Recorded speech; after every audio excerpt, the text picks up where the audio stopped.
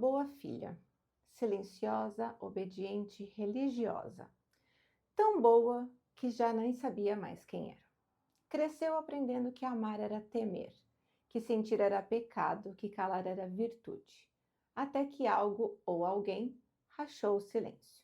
E ali, onde parecia não crescer nada, nasceu um hibisco roxo, um que floresce na contramão. Eu sou Karina Zeferino, psicóloga e escritora, e hoje eu quero te contar essa história. E talvez sem perceber, você também se reconheça nela.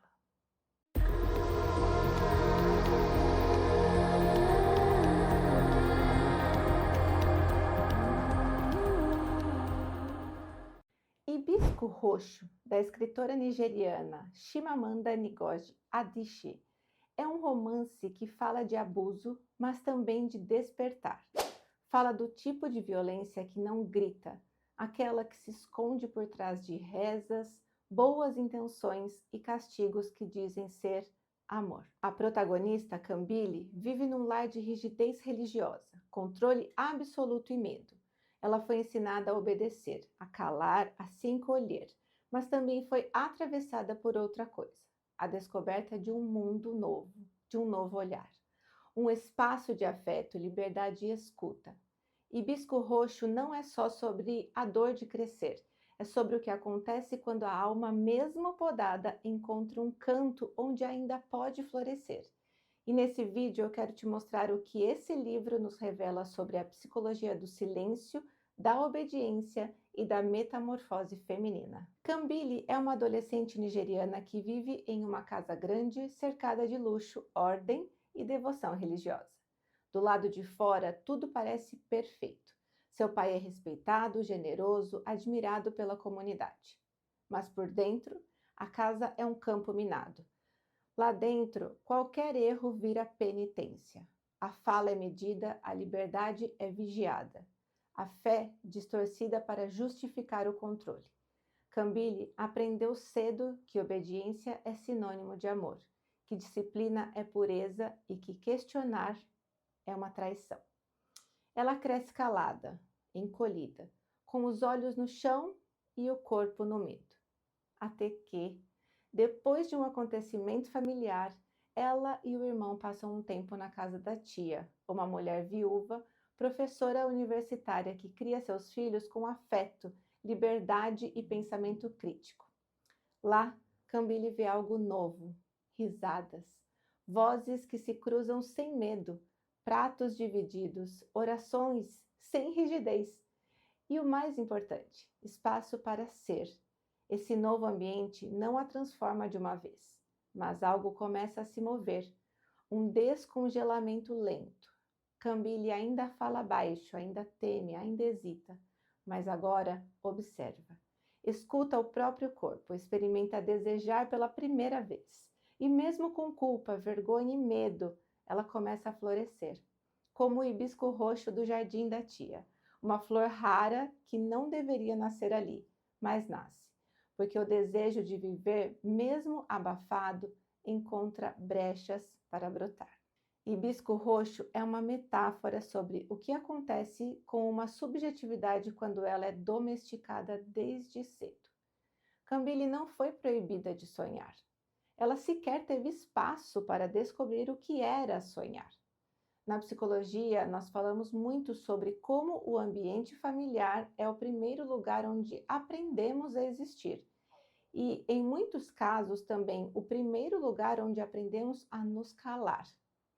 A casa de Cambile é uma representação do que a psicanálise chama de superego rígido, uma estrutura psíquica marcada por regras absolutas que transforma o desejo em culpa.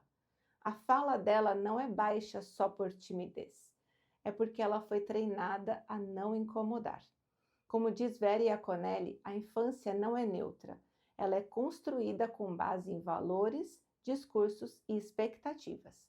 E quando esses discursos são autoritários, dogmáticos ou violentos, a criança cresce adaptada ao medo. Cresce obediente, mas não por virtude, e sim por sobrevivência. E o corpo guarda tudo isso. Como diria Maria Rita Kell, o trauma não precisa de grito. O silêncio imposto também é uma forma de violência, mas há um ponto de virada no livro, e em tantas vidas. É o momento em que o olhar se desloca, quando Cambile vê outro jeito de viver. Mesmo sem saber nomear, algo dentro dela reconhece que é possível existir outra forma de viver. É o início do processo de individuação, como diria Jung, o momento em que a alma começa a se separar das máscaras que precisou vestir para sobreviver, mesmo com culpa, mesmo com medo, mas agora com desejo. Talvez você, como Cambile, também tenha sido ensinada a se calar. Talvez tenha crescido ouvindo que ser boa era ser quieta, que sentir raiva era feio, que desejar era errado, e talvez por muito tempo tenha vivido dentro de uma versão moldada para ser aceita, para não ser punida, para não decepcionar.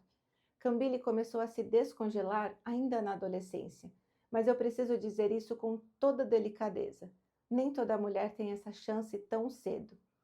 Muitas atravessam décadas sendo exatamente o que esperam delas.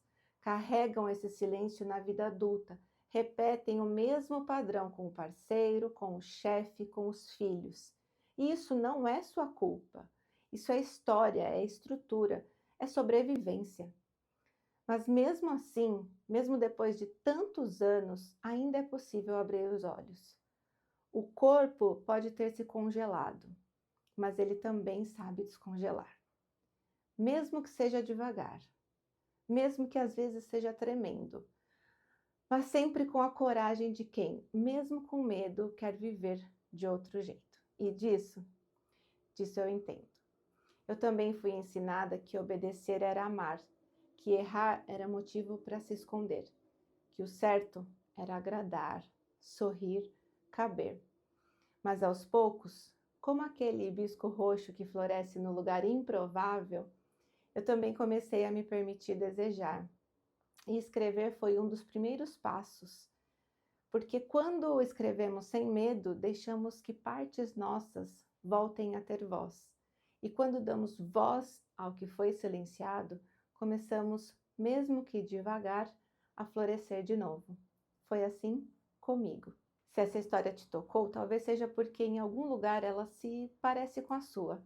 Talvez você tenha também aprendido que ser aceita exige silêncio, que existir demais assusta, que desejar é perigoso. E que talvez, como Cambile, você esteja sentindo algo se mover por dentro.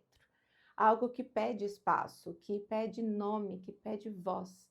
Por isso agora, eu quero te convidar a dar um passo, a escrever.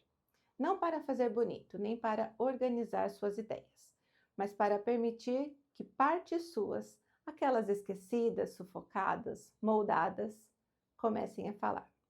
Pega um papel, uma caneta ou mesmo o bloco do celular e reflita.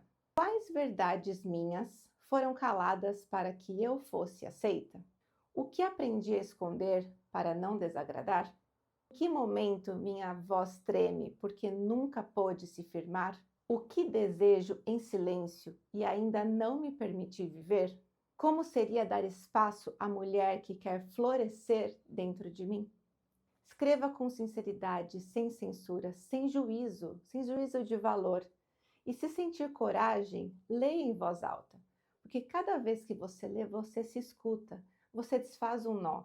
E como Cambile, talvez descubra que até em terrenos áridos, algo em você ainda pode florescer.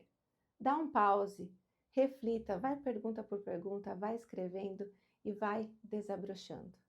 Às vezes crescemos achando que é boa porque obedece, que é forte porque não sente, que é digna porque se cala.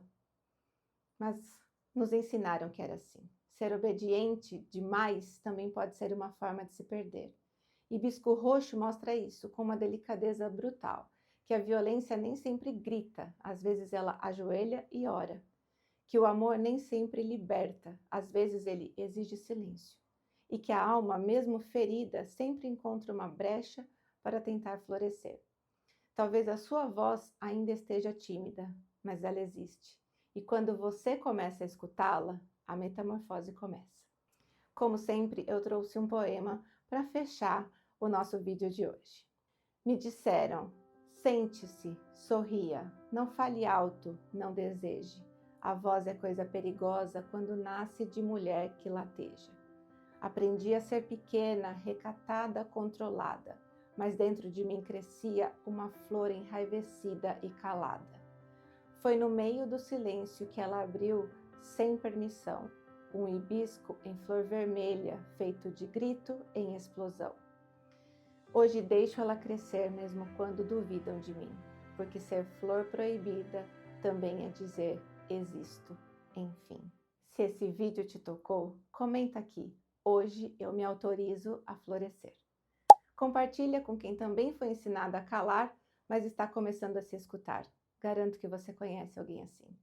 E se quiser seguir nessa trilha de reconexão, escrita e transformação pela literatura, se inscreve aqui no canal. Nos vemos no próximo vídeo, onde a desobediência vira broto e o silêncio palavra viva. Até lá!